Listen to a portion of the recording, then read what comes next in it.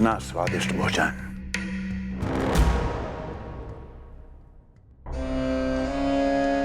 किसी विशेष इच्छा की पूर्ति के लिए मुझे सम्मोहित तो नहीं करना चाहती? मुझे पति के रूप में प्राप्त कर तो चुकी हो, अब प्राप्त करने को क्या क्या बचा है प्राप्ति?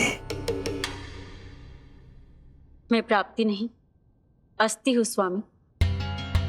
प्राप्ति तो छुई मुई बनकर वहां खड़ी है। आप सदैव अपने विषय में ही सोचते हैं, कभी मेरे ओर भी निहारा कीजिए, तभी तो मेरा नाम सही से स्मरण होगा आपको। मैं अपने विषय में ही सोचता हूं, तभी तो दसों दिशाओं में मेरे नाम का डंका बजता है, मेरे साम्राज्य का विस्तार होता है, तभी तो मेरा अस्तित्व है। अस्थि स्मरण रहे, तुम हो क्योंकि मैं हूं।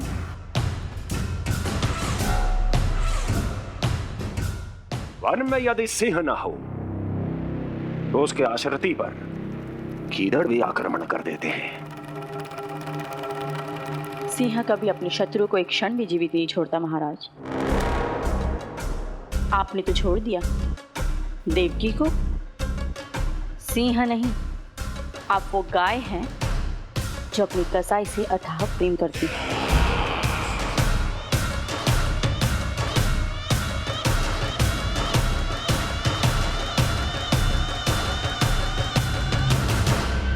सभी संतानों को जन्म लेते ही मेरे पास लेकर आएगा,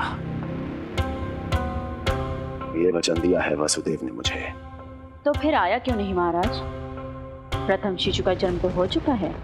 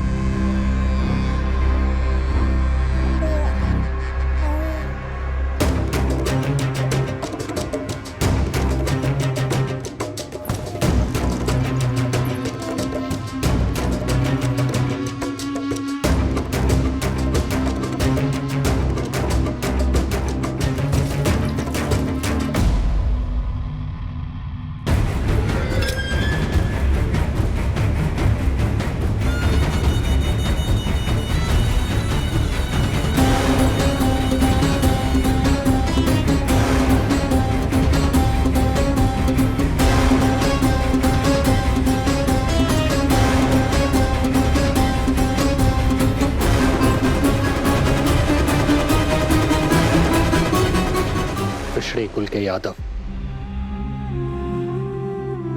अपना वचन मिथ्या नहीं होने देते महाराज।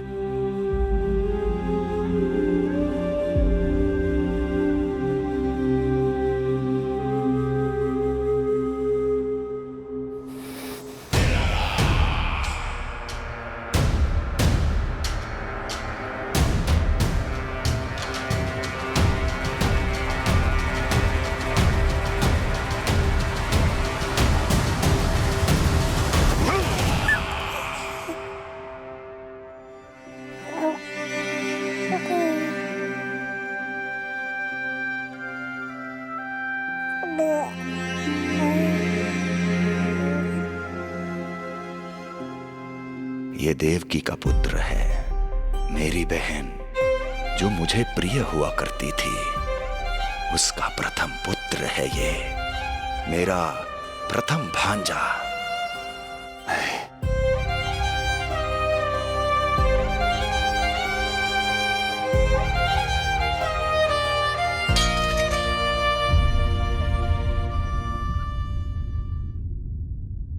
इसे वापस ले जाइए कुंवर जी।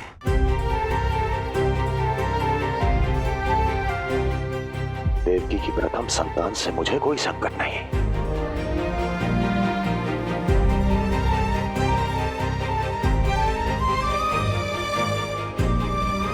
और आपको क्या लगता है कुंवर जी कि मैं कोई राक्षस हूं क्या?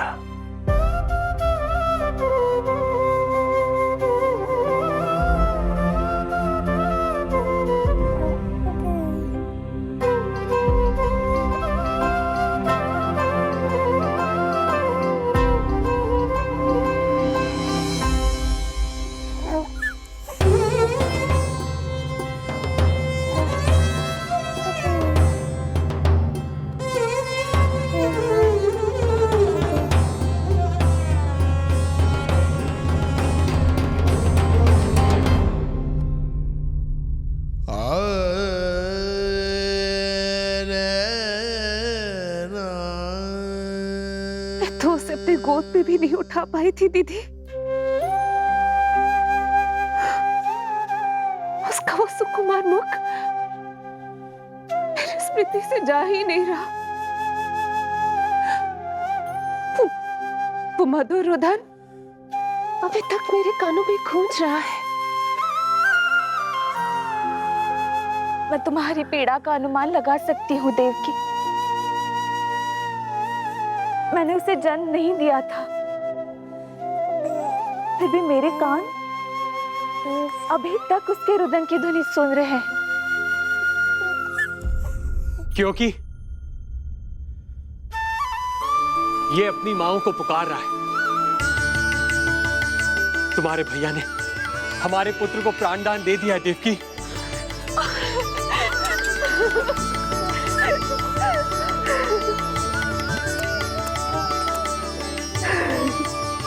स्वामी, अब अपने पुत्र का नामकरण कीजिए। इसे ऐसा नाम दीजिए कि इसका भविष्य यश और कीर्ति से परिपूर्ण हो। कीर्तिमान। कीर्तिमान होगा इसका नाम।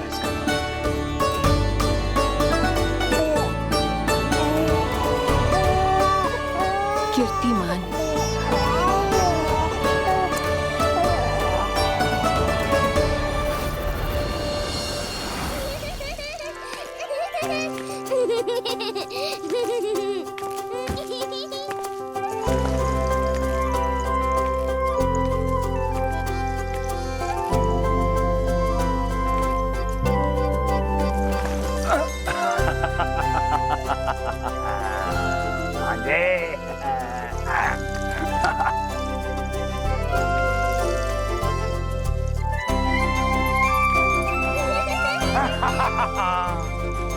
भांजे भांजे, मामा से बचना असंभव है।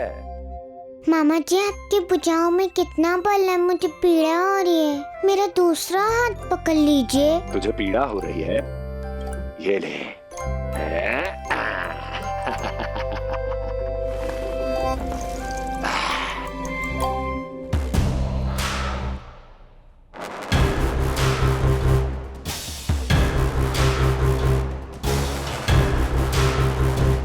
नारायण नारायण।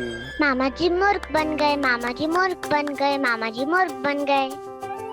इतना दुस्साहस! जा खेल। अब मामा जो है देवर्षि के साथ मंत्रणा करेंगे। जा खेल। क्योंकि अत्यंत महत्वपूर्ण ना हो तो देवर्षि हमारे द्वार पर आने का कष्ट नहीं उठाएंगे। कहिए देवर्षि, कैसे आना हुआ? मैं तो बस आपको ये अद्भुत कमल पुष्प भेंट करने आया था महाराज। इसे देखते ही मुझे आपका स्मरण हुआ था। मानो ये मुझे पुकार कर कह रहा हो, मुझे महाराज कंस के पास ले चलिए। इसमें तो कुछ भी विशेष नहीं है देवर्षि। इसमें 8 पंखुड़ियां हैं महाराज, और 8वीं पंखुड़ी सबसे विशेष है। यदि विश्वास न हो तो आप स्वयं गिनकर देख लीजिए। आप मेरा उपहास कर रहे हैं देवर्षि। आप गिनिए तो सही महाराज। 1 2 3 4 5 6 7 8। क्या आप निश्चित रूप से कह सकते हैं कि यही 8वीं पंखुड़ी है? विचार कीजिए महाराज। क्या आप बिना किसी शंका के कह सकते हैं कि कौन सी पंखुड़ी पहली है और कौन सी आठवीं? क्या आप पूर्ण विश्वास के साथ कह सकते हैं कि कौन प्रथम है और कौन अंतिम? फिर चाहे वो पंखुड़ी हो या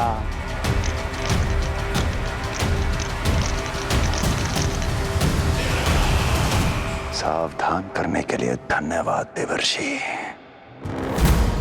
कंस के साथ धोखा करने वाले को अति भीषण दंड मिलेगा।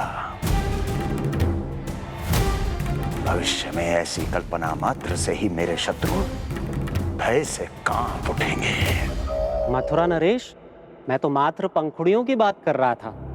यदि आपने कुछ और समझ लिया है तो उसका उत्तरदायित्व मेरा नहीं है। नारायण नारायण।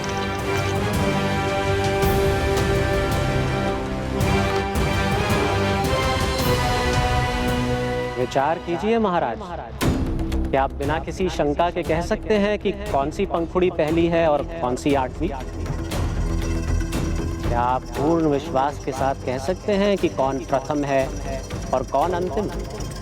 फिर चाहे वो पंखुड़ी हो या मामा जी मूर्ख बन गए, मामा जी मूर्ख बन गए, मामा जी मूर्ख बन गए, मामा जी मूर्ख बन गए।